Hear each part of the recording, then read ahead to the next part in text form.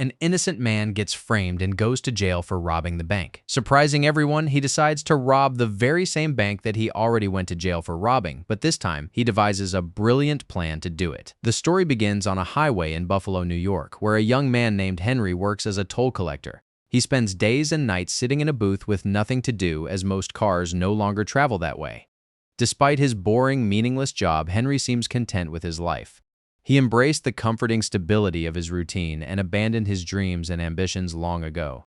Arriving at his suburban home after a night shift, Henry is met by his wife, Debbie. She pretends that everything is fine, but in reality, she is unhappy with their empty lives. Debbie says she wants children, but her husband changes the subject, unwilling to discuss the matter. Later that morning, Henry is visited by his old friend, Eddie. His buddy is drunk and throws up on the lawn. Even though the two haven't seen each other in years, Eddie invites himself into Henry's house as if they were best friends. His acquaintance is quite ill and keeps vomiting, so Debbie, being a nurse, provides him with medical care. Eddie asks Henry to replace him in a baseball game. It strikes Henry as odd that they would be playing baseball in late November. But despite the growing doubts about the shady figure from his past, he reluctantly agrees. They drive for some time, but then Eddie asks Henry to stop near a bank. Claiming he needs to get some cash from an ATM machine, he and his two associates leave the car and put on masks, intending to rob the bank. Henry notices the wires coming out of the dashboard and finds out that the car is stolen. By the time he finally realized that he is being played, it was already too late. The bank security guard, who went to a nearby cafe for coffee, hears a siren going off inside the bank. He sees Eddie and his accomplices running away. They flee on foot, leaving Henry to be arrested in the stolen car. The precinct detectives try to persuade the naive robber to give up the names of his accomplices who were inside the bank, but he refuses. For participating in the armed robbery, Henry is sentenced to 3 years in prison. He bids farewell to Debbie, who was there at the trial, crying for her husband. Arriving in prison, Henry meets his new cellmate, Max, an old charismatic conman who has been in and out of prison his whole life. Max shows him around the prison and accompanies him during lunch. Speaking to Henry, the old prisoner is disappointed to find out that his new cellmate has no dreams whatsoever. He encourages the younger man to change his life that clearly lacks any purpose or meaning. 6 months later, Debbie comes to visit Henry in prison. She tells him that she wants a divorce because she found another man and wants to start a family with him. Henry takes the bad news surprisingly well and wishes her happiness in her new life. A year passes. Henry is no longer the naive fool he was when he first arrived in prison, but a brutal man, hardened by the harsh realities of prison life. He spends time talking with other prisoners and Max. They have accepted him as equal despite his soft-spoken mannerisms and his refusal to admit that he robbed the bank. Talking about dreams and the purpose in life, Henry asks Max what's his dream. The old prisoner reveals that being here in prison is his dream. As strange as it may sound, Max prefers staying in prison. Being outside was always difficult for him, so at some point he asked himself why even bother getting out of prison. He even goes as far as physically threatening parole board members so that they wouldn't release him. Having served 18 months of his sentence, Henry is released early for good behavior. He goes back to the house that Debbie kept after the divorce and meets Joe, her new husband, who was also one of Eddie's accomplices during the robbery. Joe thanks Henry for not naming him or Eddie after he was arrested. In an awkward conversation, Henry finds out that the couple is expecting a baby. Joe offers Henry the chance to join him in his new business, selling Korean Tupperware, claiming he is going to make a fortune, but Henry refuses and leaves. After spending time with Max, Henry finds his purpose in life. Having done his time, he decides that he might as well do the crime, rob the bank that he already went to jail for robbing. Returning to the location, Henry looks closely at the building while walking toward it. Distracted by his thoughts, he walks into the road and gets hit by a car. An enraged woman gets out and starts cursing at him for not paying attention. The bank security guard approaches. It's the same man that arrested Henry during the robbery. Recognizing the robber, he helps him off the ground and brings him into a cafe. Henry wasn't hurt, so he insists there is no need for an ambulance. They agreed to forget the incident, so the guard and the woman leave. Henry goes to the bathroom and notices framed pictures on the wall. An old newspaper from the Prohibition era catches his attention. It reports on a police operation that unveiled a hidden tunnel used by bootleggers to smuggle alcohol in and out of the bank's vault. The passage ran from a nearby theater right into the bank vault. This gives Henry an idea to rob the bank through the tunnel. Leaving the cafe, he finds the Orpheum Theater. Looking around, he realizes there is no way to access the tunnel without breaking into the building. Henry goes to prison to visit Max. He tells his former cellmate about the plan and tries to convince him to file for parole as he needs help to plan the robbery. Max refuses at first because he wants to keep his life as it is, but Henry still hopes that he will reconsider. Refusing to give up on the idea, Henry goes to the theater. He watches actors rehearsing on stage and finds out that the woman who hit him with a car earlier is an actress.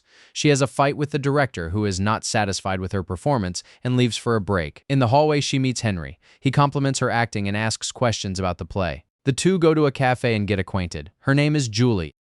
At his next parole hearing, Max surprises everyone by saying that he wants to leave prison. They see no reason keeping an old, non-violent man inside, so he is granted parole. When Max is released, Henry meets him at the gate. Max asks where is his car. When Henry explains that he doesn't have a car, Max comically goes into a full-blown panic and begs the guards to let him back into prison. But Henry calms him down and takes him to the cafe to show him the newspaper.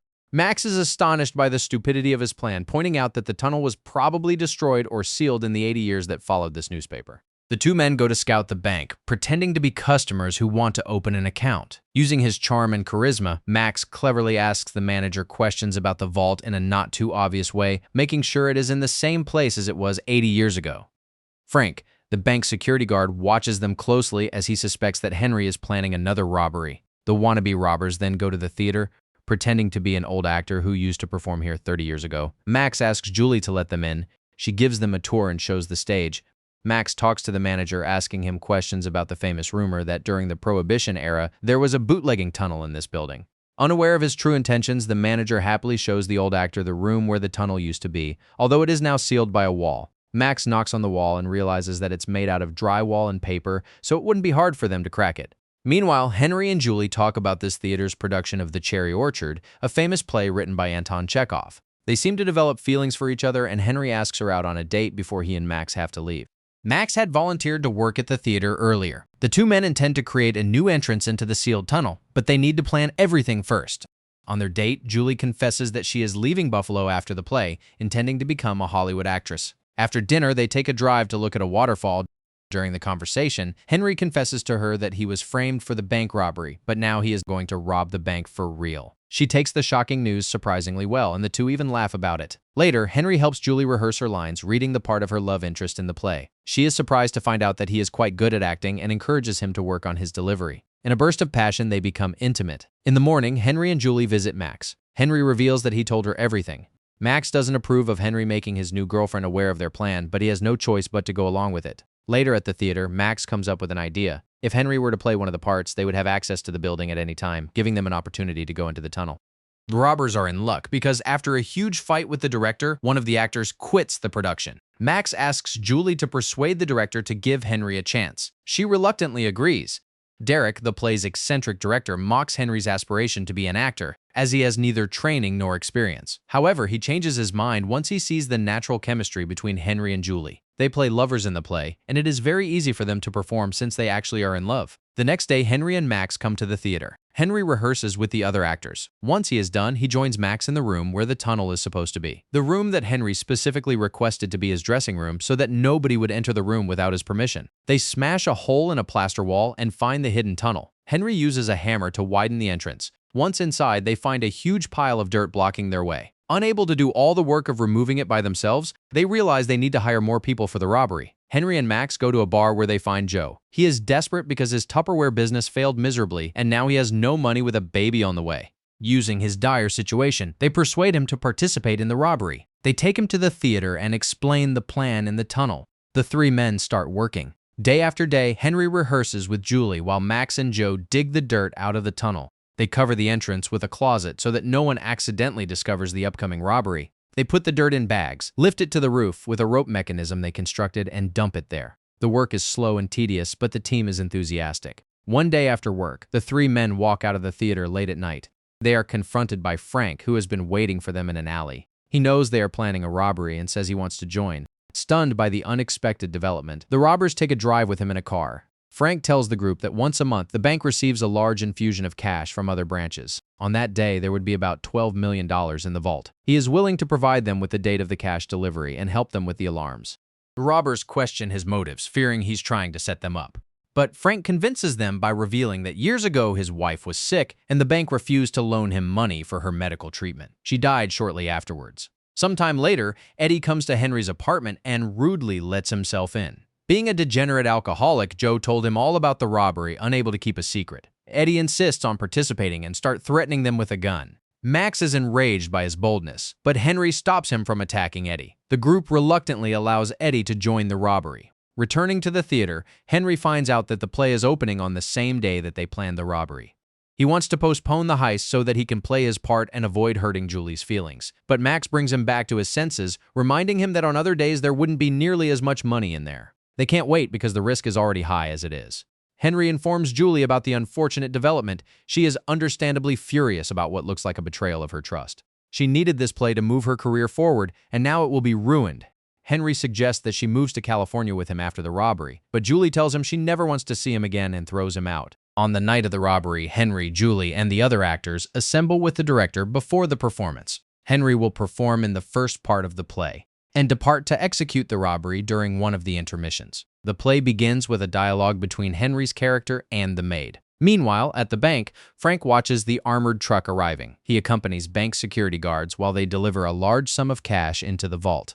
Frank sends the robbers a message to proceed, instructed by Frank. Max opens an electrical panel and disrupts the emergency power in the vault, while Frank shuts down the alarm. In the play, Henry and Julie start improvising, clearly influenced by their conflicting emotions. Max goes back to the tunnel and tells Eddie and Joe to proceed. Now that the alarm is off, they start drilling the ceiling as the vault is directly above them. Once they make a large enough hole, Eddie uses a blowtorch to burn through the concrete. Henry joins the rest just when the hole to the vault is finished. Henry enters the hole and immediately finds stacks of cash. He goes back to the play while the others bring the money to the dressing room. Suddenly, Eddie pulls a gun on Max, intending to take all the money for himself. He knocks Max to the ground, revealing to Henry and Max that he never intended to share the reward and simply use them to get to the money. Eddie tells Joe to take stacks of cash to the car. In a surprising twist, Joe turns against him and bites his hand. Eddie opens fire, shooting Henry in the leg. Max grabs the gun and beats Eddie with it, knocking him unconscious on the ground. Despite the injury, Henry goes back to finish the play. Max and Joe restrain Eddie and leave him in the tunnel to be arrested by the police. During the intermission, the three men quietly bring the cash to their car and leave the theater undisturbed.